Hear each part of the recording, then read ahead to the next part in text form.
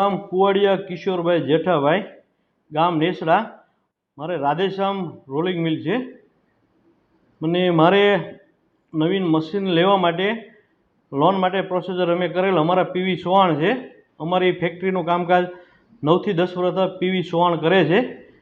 એકાઉન્ટનું, સીએનું જે કામ, સીએ આપણે જે કામ રજિસ્ટર, આપણું જીએસટીનું કોઈ પણ કાર્યક્રમ હોય તો બધું કામ એ કરે છે. એટલે અમારે રિક્વાયરમેન્ટ હતી એટલે અમે સીએને વાત થઈ એટલે લોન બાબત પીવી ચૌહાણ કે આપણે કે કિશોરભાઈ લોનનું કે આપણે સિબિલ સારો છે, લોન થઈ જશે, કોઈ સવાલ નથી. તો મેં સાહેબ આપણે કરવી છે કે આપણે પ્રોડક્શન વધારવા માટે. તો કે કોઈ વાંધો નહીં કે. તો મેં કીધું ચાલો કાંઈ વાંધો નથી. તો કે મને કે પેપર જે જોશે એ પેપર, બાકીના પેપર હું મારી ઓફિસે જ આપીશ, બાકીના જે પેપર જોશે હું તમારી ઓફિસે ત્યાં સહી કરાવવા માણસને મોકલીશ. તો કોઈ વાંધો નહીં સાહેબ. એટલે પછી એમાંથી કે લોનનું કે ભાઈ કેતનભાઈ દવે કરીને છે, આપણે બધી લોનનું કામ બધું કરી દે છે. આપણને જે આપણે જેટલી જરૂરિયાત છે એટલી લોન આપણી કેતનભાઈ દવે કે લોનનું કામ કરી દેશે, આપણે થઈ જશે એ કે. કીધું સાહેબ કાંઈ વાંધો નહીં, જે થાય એ કીધું. એટલે એ પ્રોસેસર બધી ચાલુ કરી. પછી એ લોકો આપણને પેપર એની ઓફિસે જે જોતા હોય પેપર એની ઓફિસેથી મળી જતા. અને મારા ઓલે પેપર સીવ કરવા એ મારે ત્યાંથી રાજકોટથી આવતા મિતુલભાઈ કરીને, મિતુલ મહેતા, સહી બયું કરાવવા માટે. કારણ કે હું તો ગુજરાતી ઇંગ્લિશ આપણે કંઈ ભણેલા નહીં. એટલે સહી કરી કે આમાં સહી કરવાની, એટલે આપણે સહી કરી દેતા એને જે કામ હોય. પછી કે લોન થોડા ટાઈમમાં થઈ જશે. એટલે એને લોનો મૂકેલી બે. લોનમાં એક્સિસ બેંક હતી અને એક પ્રોટીન ફાઇનાન્સ હતી, બંનેમાં. તો બંનેના સાહેબ જે પેપર થતા કે આમાં આ કરવું પડશે, બાકીનું જે પેપર હું અહીંયા રાજકોટથી આપી દઈશ. કાંઈ વાંધો નહીં સાહેબ. એટલે મિત્રભાઈ અવારનવાર સહી કરી ગયા, લોનું સેન્સર થઈ ગઈ. કીધું જ્યારે સેન્સર થાય તમે અમને જણાવજો. તો કે કોઈ વાંધો નહીં.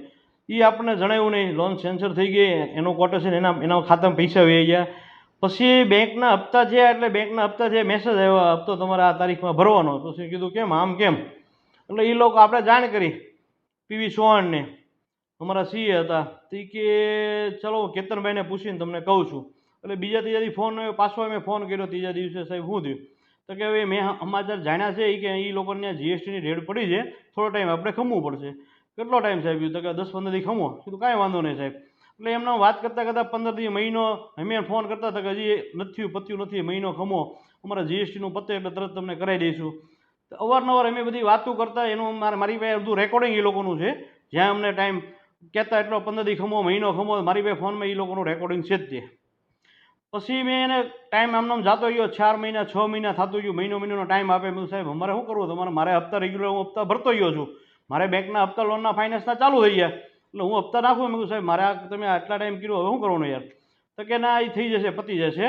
પછી મેં કીધું તમે એક કામ કરો, તમારો જીએસટી ન પતે તમે મને પૈસા આપો, હું બીજેથી મશીન ખરીદી લઈ લઉં. ભાવનગર જિલ્લાના સિહોર પોલીસ સ્ટેશન ખાતે કિશોરભાઈ જેઠાભાઈ કુવાડિયા નામના અરજદારની છેતરપિંડી બાબતની એક ફરિયાદ દાખલ કરવામાં આવેલી છે.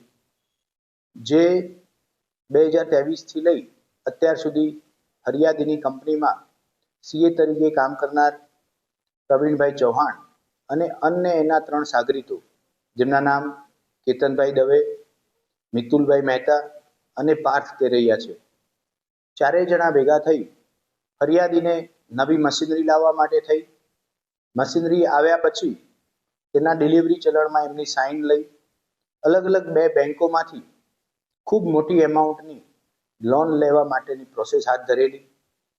ફરિયાદી આરોપીમાંના એક જે છે એ પોતે ચાર્ટર્ડ એકાઉન્ટન્ટ તરીકે કામ કરતા હોય ફરિયાદીની કંપનીમાં. ફરિયાદીએ આરોપી જે પ્રમાણે કહ્યું એ મુજબ તમામ જગ્યાઓએ બાંયધરી આપેલી. કુલ મળાવી 2 કરોડ ને 35 લાખથી પણ વધુ રકમની છેતરપિંડી 4 આરોપીએ ફરિયાદીની સાથે કરેલી છે. એમાં ફરિયાદીની કંપનીની જમીન ઉપરની લોન, એને જે મશીનરી મંગાવી એની ઉપરની લોન, આ તમામ પ્રકારની અને આ સંપૂર્ણ પ્રોસેસ ચાર્જ માટેના 30 લાખ રૂપિયા એડવાન્સ, એમ કરી કુલ આવડી મોટી રકમની છેતરપિંડી કરવામાં આવેલી છે.